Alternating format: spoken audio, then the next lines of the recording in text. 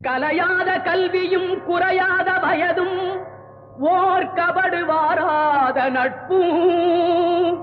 கன்றாத வளமையும் குன்றாத இளமையும் கழுபிணியிலாத உடலும் தலியாத மனமும் அன்பு அகலாத மனைவியும்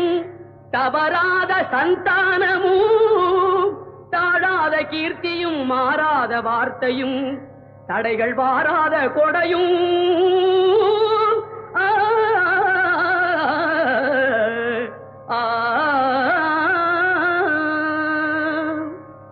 தொலையாத நிதியமும்